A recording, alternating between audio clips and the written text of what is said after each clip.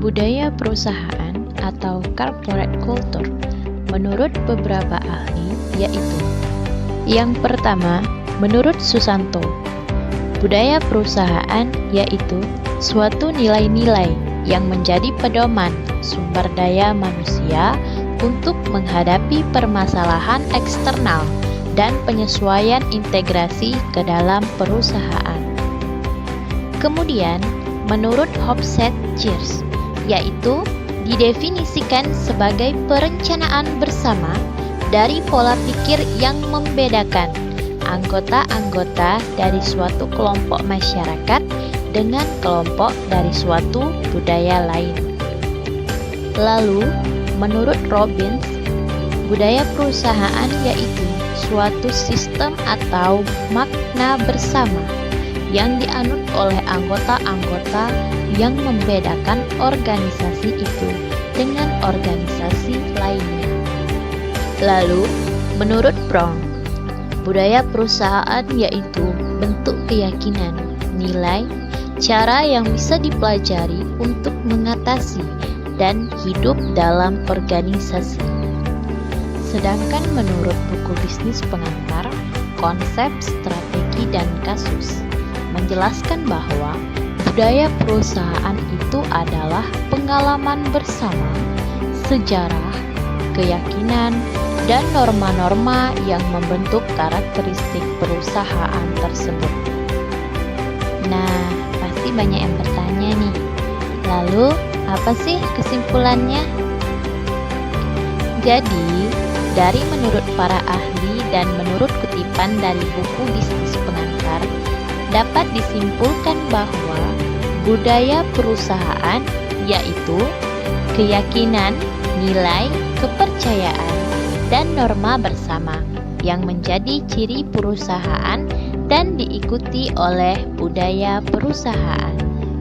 Artinya, jika sebuah perusahaan itu memiliki keyakinan, kepercayaan, nilai, serta norma bersama, maka perusahaan itu akan terbentuk dengan sendirinya menjadi sebuah budaya perusahaan yang positif. Adapun elemen-elemen yang mempengaruhi budaya perusahaan yaitu: yang pertama, visi perusahaan, yang kedua, nilai perusahaan, yang ketiga, praktik, keempat, orang, kelima, tempat kerja, dan keenam, narasi perusahaan.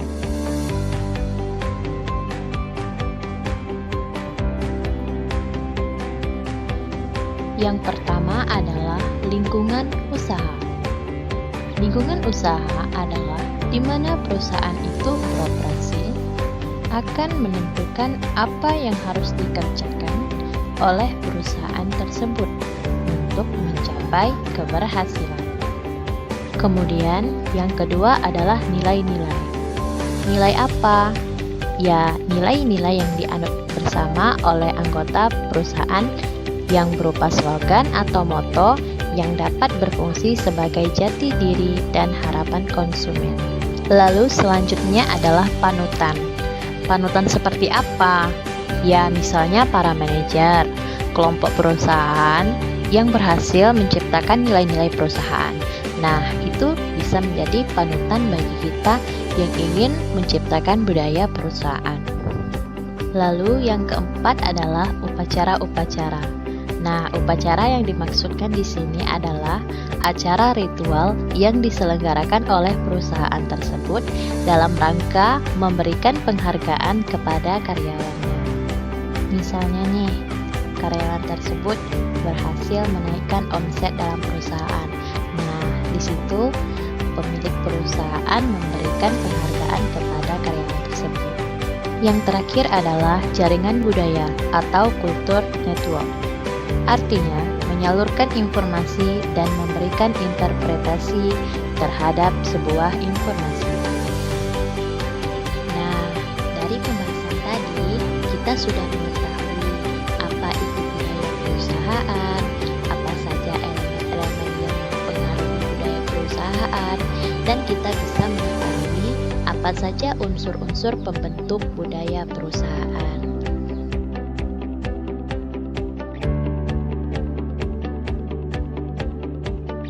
Fungsi budaya perusahaan adalah dapat menjadi kekuatan yang ampuh apabila budaya tersebut konsisten dengan strategi organisasi dan menjadi pendorong yang tangguh bagi terjadinya implementasi strategi tersebut.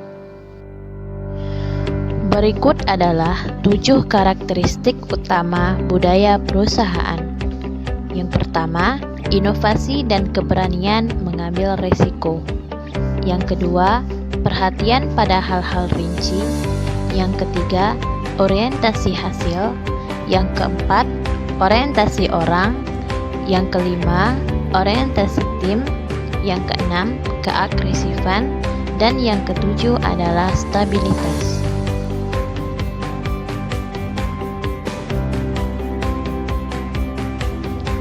Pemimpin adalah orang atau kelompok orang yang mengarahkan dan mengendalikan suatu organisasi pada tingkat tertinggi.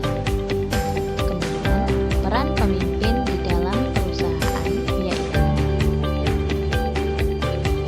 yang pertama adalah pemimpin sebagai interpersonal roles. Artinya, pemimpin berperan sebagai figur utama perusahaan, sebagai pengaktifan fungsional perusahaan, dan sebagai pemimpin yang menjalin relasi bisnis berbagai pihak.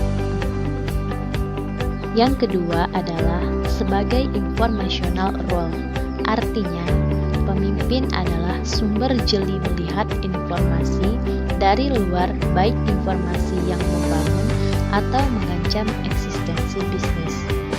Harus mampu melihat kelemahan dan kekuatan perusahaan tersebut.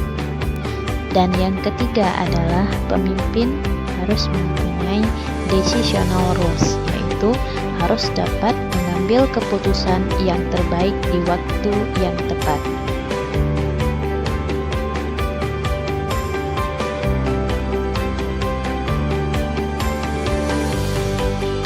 Lingkungan kerja yang produktif. Artinya, karyawan merasa senang dan menikmati suasana saat bekerja. Kemudian, komunikasi yang terbuka dan jujur.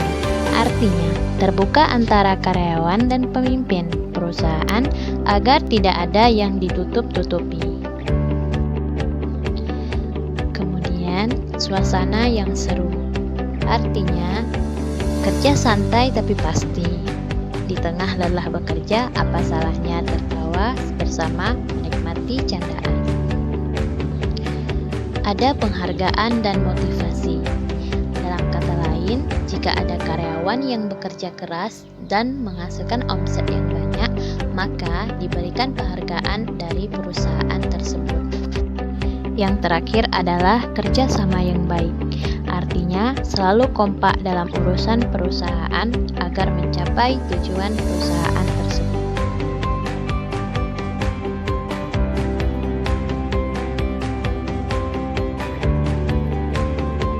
Nah, teman-teman, itulah pembahasan dari materi kami yang membahas tentang budaya perusahaan. Yang kami rangkum di dalamnya ada pengertian budaya perusahaan, elemen yang mempengaruhi budaya perusahaan, unsur-unsur pembentuk budaya perusahaan, fungsi budaya perusahaan, karakteristik utama budaya perusahaan, peran pemimpin atau manajemen puncak, serta contoh perusahaan dengan budaya perusahaan yang positif atau baik. Baik teman-teman, atas nama perwakilan dari kelompok 1, saya Nafiza Trirahayu mohon maaf sebesar-besarnya jika ada kesalahan dari video kami ataupun penyampaian materi kami. Semoga apa yang kami sampaikan bermanfaat bagi kita semua. Akhir kata, Assalamualaikum warahmatullahi wabarakatuh.